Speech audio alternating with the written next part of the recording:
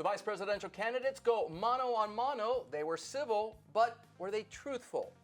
We're still cleaning up after the Hurricane Helene here in North Carolina. How will that impact the election 2024 results? And humor is back in politics. The Z Factor starts right now.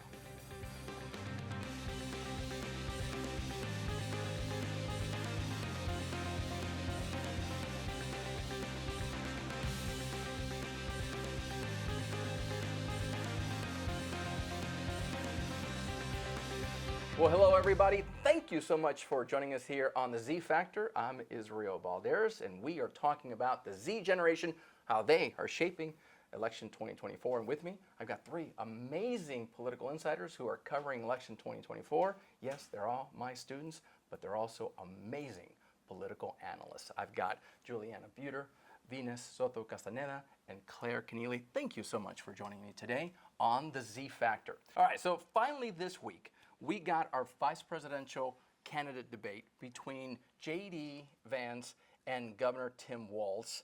And I guess I'm going to pick a couple of sound bites from the debate. But first, let's just sort of go around the table, and I want to get your take on what you thought about the vice presidential debate.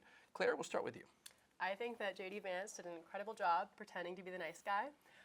A very interesting theme throughout the debate we see is that both Walz and Vance continuously say, I think we're on the same page, but I think your running mate isn't on the same page. I think that's a great strategy to kind of attempt to say that Walz and Kamala Harris are not on the same page and Trump and Vance are on the same page. So I think they both had that same strategy, and it was a great way for both of them to pretend to play nice with the other guy, something that America hasn't seen in a debate in a long time. I don't think the kindness was sincere, but I also don't necessarily know that whether kindness in any political debate ever has been all that sincere, considering they're going head-to-head against each other. I think it was a very policy-focused debate, which I appreciated. But again, I don't think that Walz came at Vance in the way he needed to in terms of fact-checking him. And I think that Vance succeeded because of his insincerity. And I think that's been pointed out by the more liberal media. But I do think that people who are seeing Vance for the first time are seeing him as the nice guy, whereas before they saw him as kind of the crazy guy. Yeah, and Juliana, I was on TV post the vice presidential debate. That's exactly what I said. Look, J.D. Vance, his one goal was to make him and Trump not be the evil, mean characters that we see on social media memes. Certainly the word here was civil, as in like Midwest civil. In the end, did it change the minds of voters? I honestly really don't think so. I've been looking at various different media sources that kind of lean in both directions. Most people are about the same as as they were before the debate. I think the favorability of both VP candidates went up, which was something we don't normally see after debate. Normally one favors more than the other. Both sides think that they won. I don't think there was a clear winner. If you watch certain media sites, they say that Vance won. Others will say that Walz won. I agree with the civilness of it, the agreeability. I don't think it really gave the American people what they wanted in terms of what they were looking for with this debate. People wanted to know more about policy, and I think there was some misinformation given during the debate that didn't give people and the rules going in was that the media wasn't going to fact check them. There was a little bit of controversy at one point. One of the hosts did fact check J.D. Vance. But for the most part, that was it, right? The conversation was not yelling at the TV, they're eating your dogs. What did you take from this debate? I think what, like Claire said, that it has been it was a pretty modest debate, especially J.D. Vance trying to play the good guy in this case, and how Juliana has said that this really didn't change anything. I think I've also been looking at many media sources, and most of all, this didn't really change anything. It may have brought more specifics on the policies that people thought, but overall, nothing really changed. I think both of these candidates did a good job on explaining their policies and just did a good job in general. Yeah, and what was interesting to me was on points, Claire, certainly J.D. Vance wins, right? He's the best of all four. And I wondered afterwards, will Donald Trump now decide to do a second debate with Kamala Harris? Because the headlines were J.D. Vance did a better job of promoting MAGA than the MAGA candidate Donald Trump. What did you think of sort of those headlines that were out there touting J.D. Vance? I think that we all kind of knew Vance was going to do a better job than Trump. He kind of falls more into that stereotypical politician who can get on a debate stage and do a performance and not lean too much into his emotions and let those take the best of them. But I do think Trump is not going to do a debate because he'll want Vance to have the last word. At least his campaign managers will want that, because when people left their TVs this past Tuesday evening, they got to leave feeling like, okay, the Trump campaign is like semi-normal, not super crazy. Whereas if Trump gets back on TV, it's inevitable that he's going to make it a little crazy again. Right. And so I think his campaign managers will be begging him not to do that. But he might want to. You never know. And afterwards, we've been fact-checking the things that J.D. Vance has said. You mentioned that there was a bit of misinformation on both candidates. At one point, Tim Walz was asked about statements that he has made about being in China during Tiananmen Square. It became very awkward for Tim Walz. Is this what people want, Juliana? Do people want to find out all the nit and bits about the candidates? Or at the end of the day, are they thinking about the big issues? Immigration, reproductive rights, the economy. You know, what are people thinking about as we are looking at almost 30 days to the election? Yeah, I think for a majority of people, the biggest issues are the economy, reproductive rights, and immigration. But I also think trustworthiness plays a big role in the minds of the American people. I saw that with several focus groups that were conducted following the debate. Trustworthiness was a big thing, and a lot of people walked away thinking that they could trust both candidates more than they could prior to the debate. But I do think with both candidates not fully answering multiple questions about previous comments could definitely play a role in how voters see them. And one of those was what happened on January 6th in 2021. For 90 minutes, they debated Venus issues, substantive issues, right? The economy, women's rights, immigration. But that last 5-10 minutes, it was a simple question, Mr. Senator Vance. Did Donald Trump lose the election? He couldn't answer that directly. And the focus groups that Juliana is talking about, the moment he couldn't answer that question, I saw voters go, no, I'm still not voting for the Trump-Vance ticket. What was your takeaway about this big thing that happened 3.5 years ago, right? And that people are still caring about democracy, and yet the Trump campaign still can't answer whether or not he lost in 2020. I think that many people just thought that it's still a big deal. I think it really, during the time that happened, changed the way we view democracy and social media and what does it mean to follow someone, right? So I do understand what they meant. I do understand what people meant when J.D. Vance acted that way. I think me personally, if I saw someone not acknowledge the real things that happened during that day and the facts that actually are out, then you don't want to trust that candidate at all. Yeah.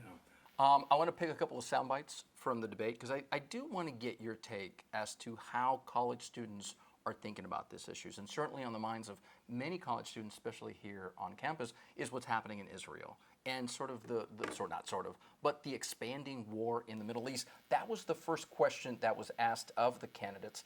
I'm going to pick Walz first. And it just so happened that on this day when the vice presidential debate happened, we saw that Iran had launched weapons into Israel, right? So that's the context. And the question of both candidates was, if you are advising the President of the United States, are you supporting or advising for a preemptive strike? In other words, really expanding more the war, not trying to minimize it, not trying to work it out through diplomacy. Here are the answers that both candidates gave. I want your reaction to it. Let's keep in mind where this started. October 7th, Hamas terrorists massacred over 1,400 Israelis and took prisoners. Israel's ability to be able to defend itself is absolutely fundamental. Getting its hostages back, fundamental, and ending the humanitarian crisis in Gaza. But the expansion of Israel and its proxies is an absolute fundamental necessity for the United States to have the steady leadership there. You saw it experienced today, where along with our Israeli partners and our coalition, able to stop the incoming attack. But what's fundamental here is that steady leadership is going to matter. It's clear, and the world saw it on that debate stage a few weeks ago. A nearly 80-year-old Donald Trump talking about crowd sizes is not what we need in this moment. And then here is Vance answering the same question. That as much as Governor Walz just accused Donald Trump of being an agent of chaos, Donald Trump actually delivered stability in the world, and he did it by establishing effective deterrence. People were afraid of stepping out of line. Iran, which launched this attack, has received over $100 billion in unfrozen assets thanks to the Kamala Harris administration. What do they use that money for? They use it to buy weapons that they're now launching against our allies, and God forbid, potentially launching against the United States as well. Donald Trump recognized that for people to fear the United States, you needed peace through strength. They needed to recognize that if they got out of line, the United States global leadership would put stability and peace back in the world. So what do you think, Venus? This idea of with Harris, you get calm leadership. With Trump, you get uncertain, anger, retaliation. I'm not quite sure what Vance is trying to say there, but certainly, you know, diplomacy through fear. Boy, those are drastic styles of leadership. Yeah.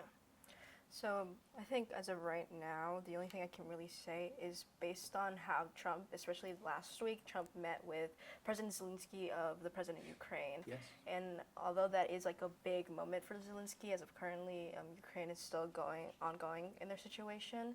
I think I do understand what J.D. Vance says, but at the same time, I'm not really clear, especially what Trump is doing, because hearing what Trump says about Ukraine and Russia, and hearing how he doesn't really, I think, believe in Ukraine solidarity in a way, and that he says that he'll make a deal with them, both of them, but he doesn't really explain it. No details. No details, Yeah. which, Since you're on this topic, did it surprise you that Ukraine didn't come up in the debate? I mean, this is a major theater of war that we're facing. Certainly, it's divided our country, or at least Congress.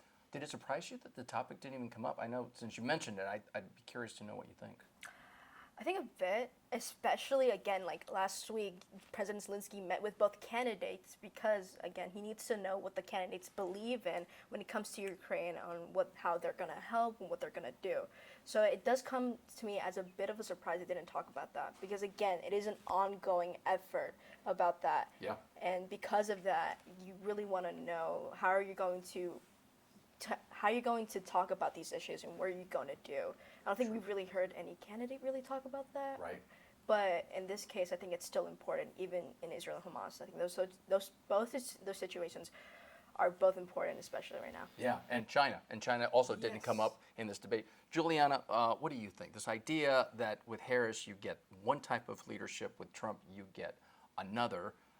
There is an argument to be made that during Trump's time at the White House, we didn't have as this kind of open hostility from Iran. Some would say, look, sometimes you need someone who's crazy in the White House to put everybody in check. Yeah, I think, I'm not sure if I agree with that entirely. I think foreign policy is all about like discipline and things like that. And that's something that I don't agree that Trump has had in the past.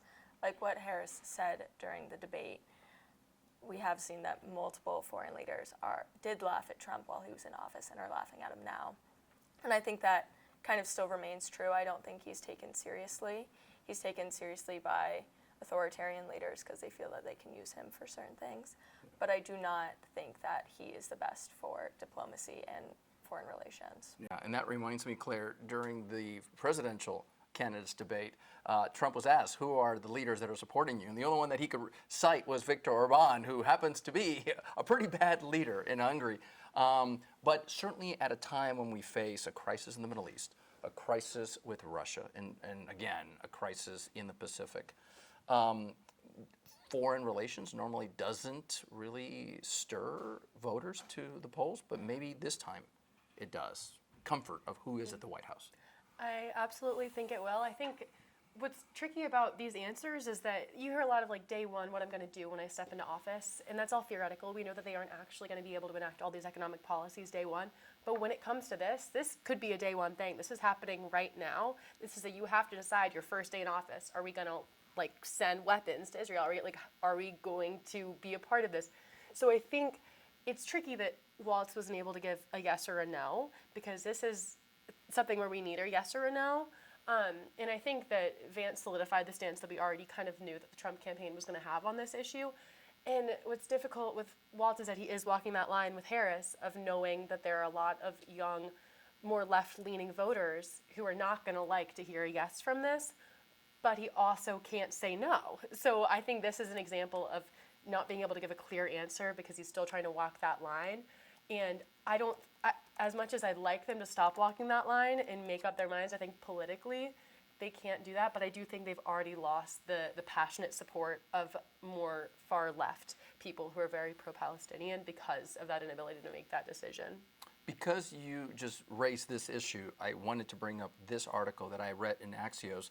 This was just a couple of days ago, and the congresswoman there in Michigan, Elisa Slotkin, she said that she's looking at the poll numbers in Michigan, and according to her, the poll numbers are underwater. So to your point, right, that if Israel and what's happening with Israel and United States support for Israel, if that becomes a big deal, and it seems like the Harris-Waltz campaign is going to say we're going to fully support Israel, that also means the electoral votes in Michigan now are questionable, right? And if you're going to lose Michigan because of your policy with Israel, then that means you've got to win somewhere else. I mean, is that sort of the strategy now that goes into walking the fine line between foreign policy and then domestic affairs? I absolutely think so. Yeah, I think that people who lean very left and are feeling very strongly about this conflict, I think a lot of them will still show out and vote for Harris and Waltz. I think they will, but I think that the people who weren't going to vote anyways aren't going to feel like a call to go out because of this issue specifically.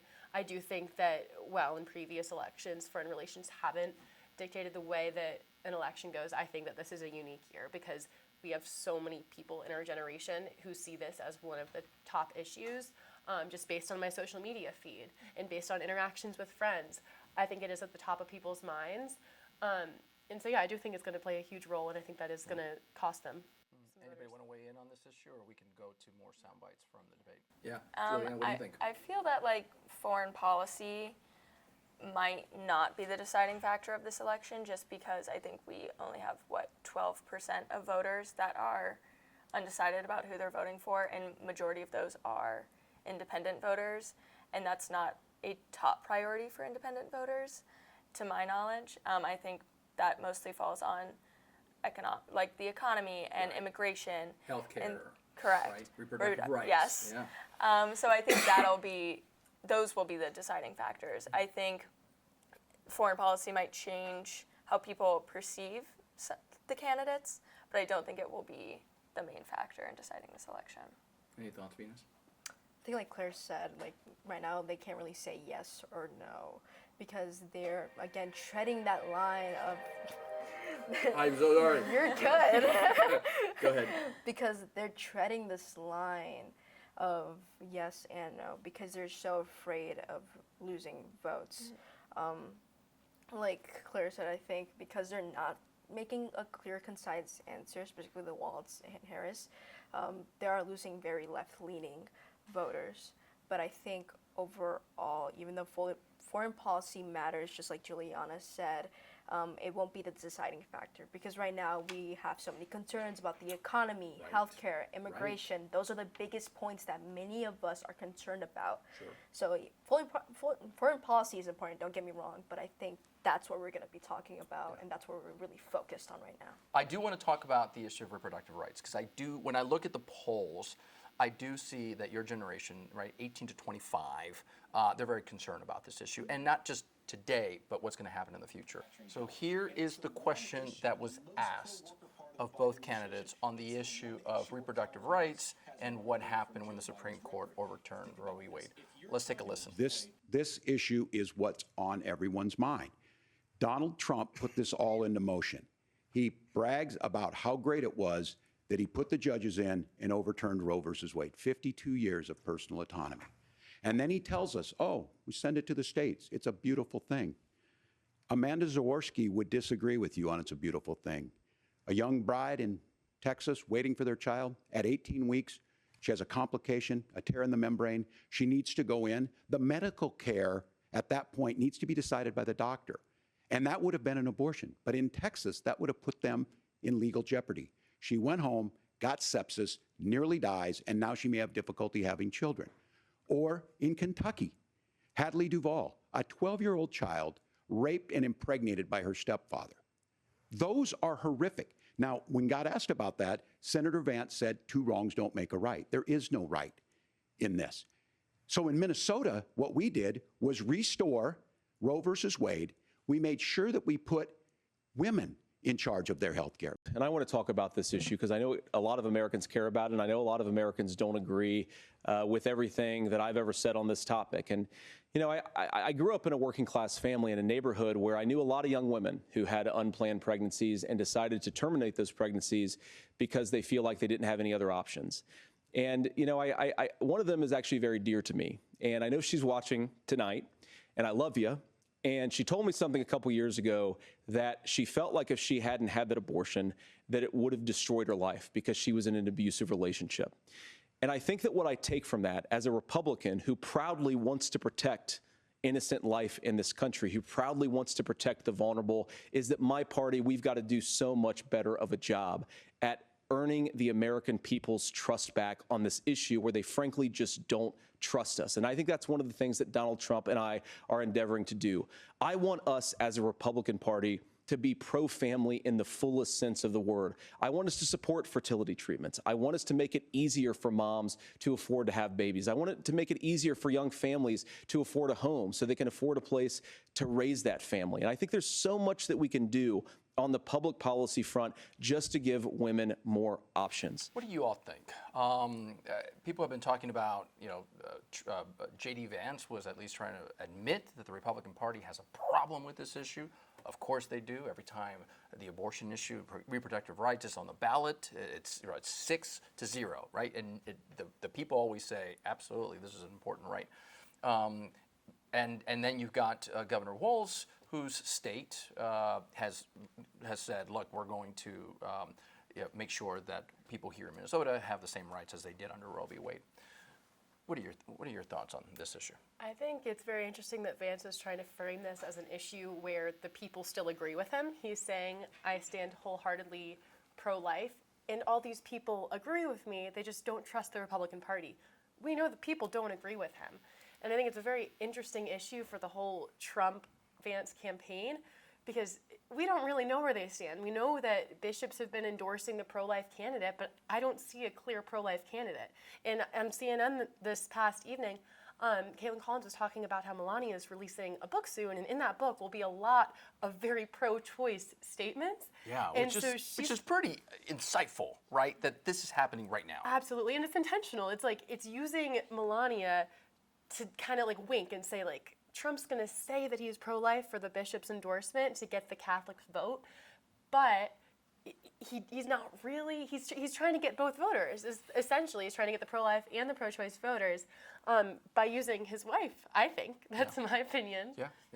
Ines, what do you think? This is obviously a very personal issue for many Americans on both sides, and we get that, right? This is a complicated issue, but on the debate, if someone's pro-choice, are they going to be swayed by this idea of mea culpa, we got to do better? Or are they saying, listen, been there, done that, I'm not going to buy it?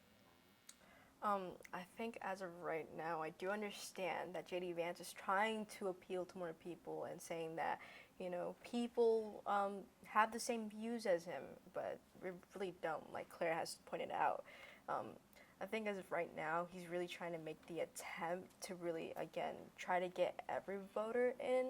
But honestly, we've seen their policies. We've seen Project 2025, like Waltz has said. We actually talked about it in class. Yes, we've seen it. We've read it. We've seen it. We've read it. We've seen what it actually does. So we have. If I have easy access to your plans, and I see about your policy on abortion, and then you tell me this, I'm gonna be a bit confused on what you say, and I'm not gonna have any trust on what you believe.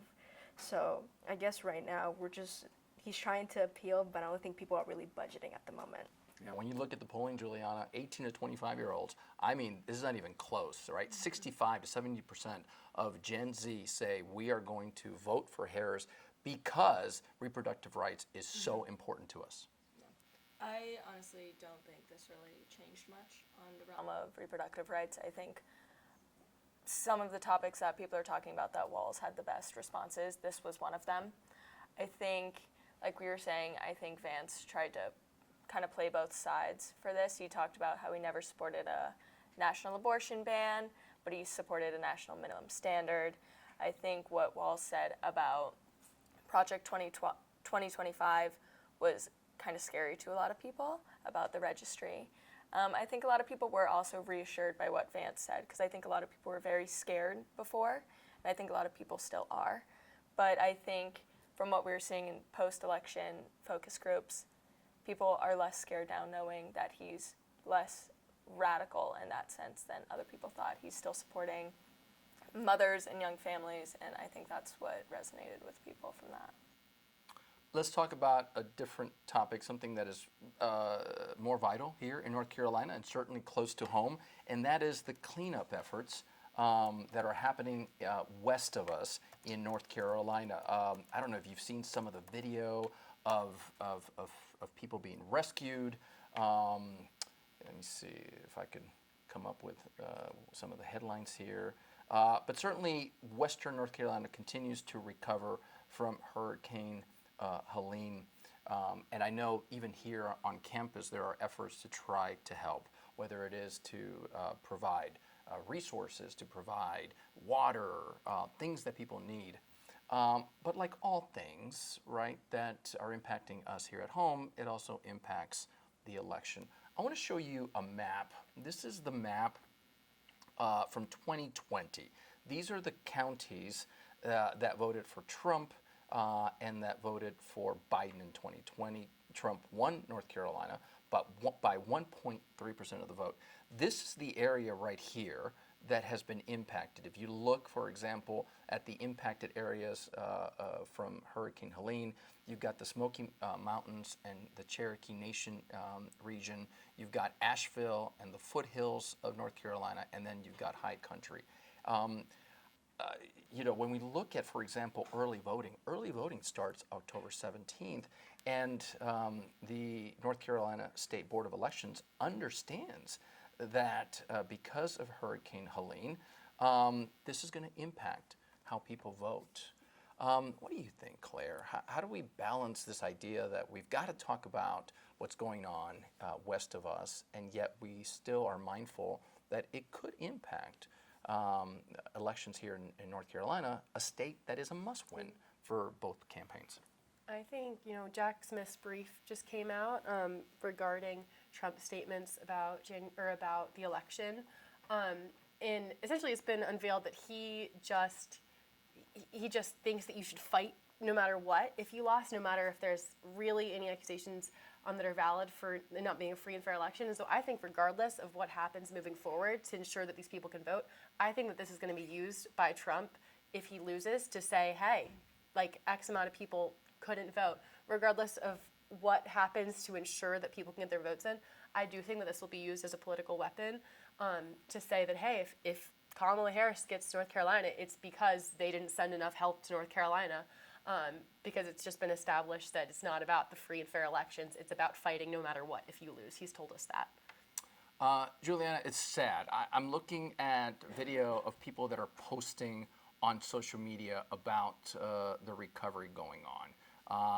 You know, here's one person who I've been following, updating people on what's happening.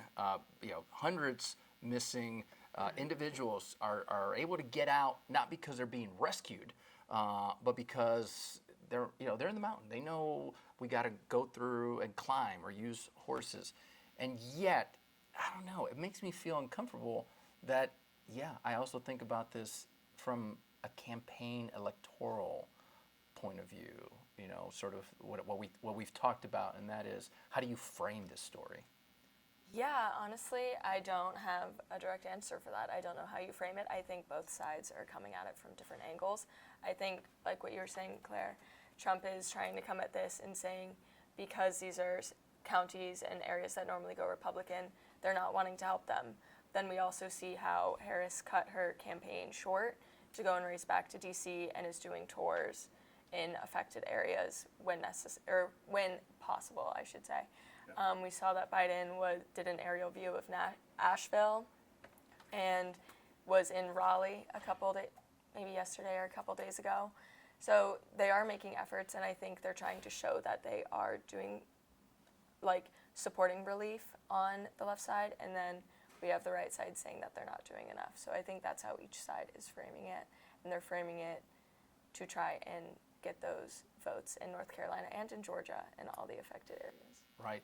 Biden, as Juliana just mentioned, did come to North Carolina. He has said that he's going to send 1,000 military troop personnel here to help in the rescue effort.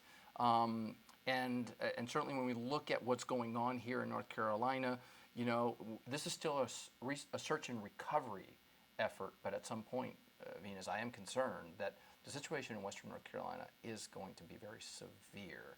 How do we deal with this issue? Because people on the right are going to say that Biden is using this as a photo opportunity. People on the left are going to say this is Donald Trump using this as a photo opportunity. I think, personally, I am a North Carolinian. I've, gone to grandfather mounting a couple of times, Western North Carolina.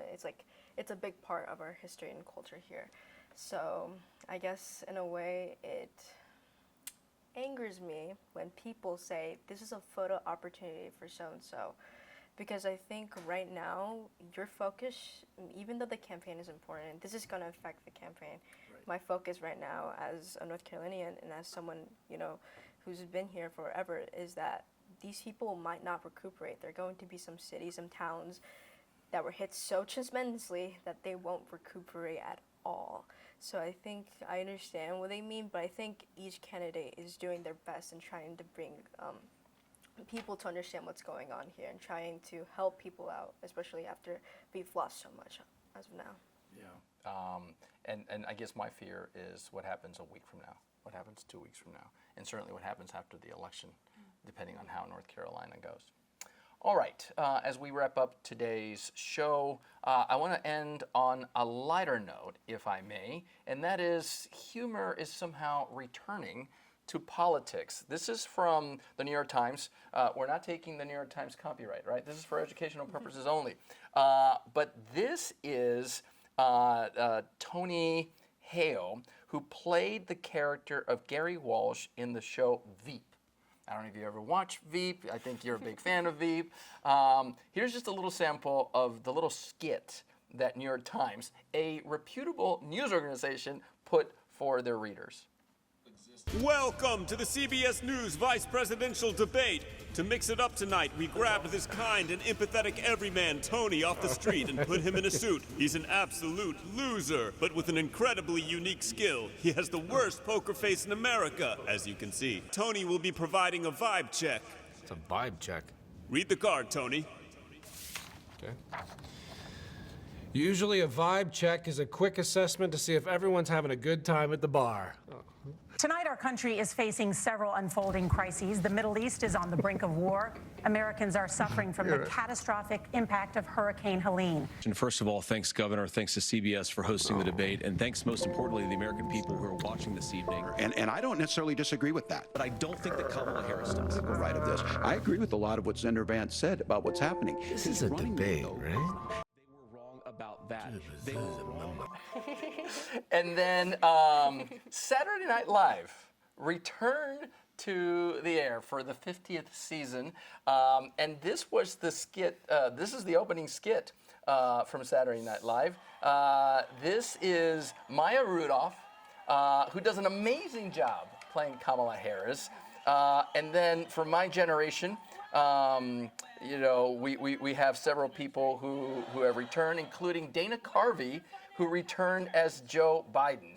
Okay, listen up, everyone. We couldn't have gotten here without one man, and his name is Joe Biden. Get on out here, Joe Biden.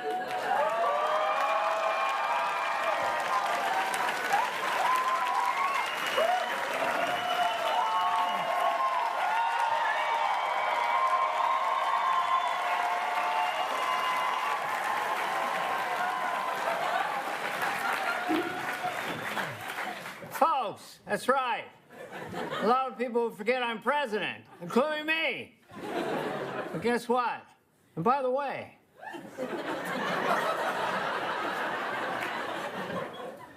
I think I did a pretty good job. I passed more bills than any president in history. But folks, we still got work to do, no joke. I'm being serious right now. Come on. And guess what? And by the way, you all may be too young to remember, but I remember when Dana Carvey played George H. Walker Bush, and he would say things like, 1,000 points of light wouldn't be prudent. Do we need humor because sometimes we take politics too serious? Yes. Absolutely. I think there's a fair balance. Yeah, I think there's a fair balance. I think humor is needed, like anything. In our world, I think right now, especially, like I said, like we're going through some serious things, but it's okay to give a laugh once in a while, and it's okay to make fun of like anything that's currently going on in politics. So I mean, I'm great with it. I feel like it's amazing that we have, genuine political comedy back. Genuine political comedy. I'm a huge fan of SNL, and I watch this stuff and enjoy it. But to play devil's advocate, I do think that there are issues with us always laughing about politics, because there are people I know who feel very sad about the state of the world. I think all of us do. And some of us can escape it through this, but other people can't escape the sadness of the world. And so I feel like that's kind of a counter argument to making politics humorous, is that politics has a very real and direct impact on people's lives. So I think it's kind of about balancing, yes, laugh a little, but also we shouldn't be electing candidates who are a total joke. And I feel like sometimes like the comedy of it all allows us to think that that's the norm. Like I hadn't seen an impersonation of Trump in a while, and I watched it, and then I compared it to like his performance, and it's weird because it's not different. It's not satire anymore. So I think that's an interesting element, is that like comedy is great and good, but also certain issues affect me very directly, but I'm very privileged in a lot of ways that I can laugh about this, and it isn't going to totally turn my life upside down immediately if it doesn't go the way I want it to go. Yeah, Alec Baldwin is still my favorite actor to play Donald Trump. Juliana, I remember in 2000 when George W. Bush won, and I was on Fox News, and people asked me, who are the winners and losers? And I said, Will Ferrell, because Will Ferrell played a great George W. Bush. And then 9/11 happened, and even after 9/11, Saturday Night Live was there, right, to make us laugh. Is laughter good? Is laughter good for the soul, right? Yes, absolutely. Like what you're saying and you were saying, I think there is a very fair balance between, yes, some of these things are really hard to deal with, and sometimes laughing about it can be really beneficial, but also a lot of these things still need to be taken seriously, and there's also the danger of people just watching these types of shows and getting the entertainment and then pulling their news only from these types of shows. And as we know, these shows have their own biases as well. And so if this is your main form of entertainment, that's when it becomes a problem as well. Fun stuff. You know what brings a smile to my face? Being able to have these students in my class. Thank you very much, Venus, Juliana, Claire. It is a pleasure to have you here on this political talk show. And thank you for watching again. Listen, we're going to do this again because, almost 30 days to the next, to election day. So, and make sure and register to vote. All right, we'll see you next time.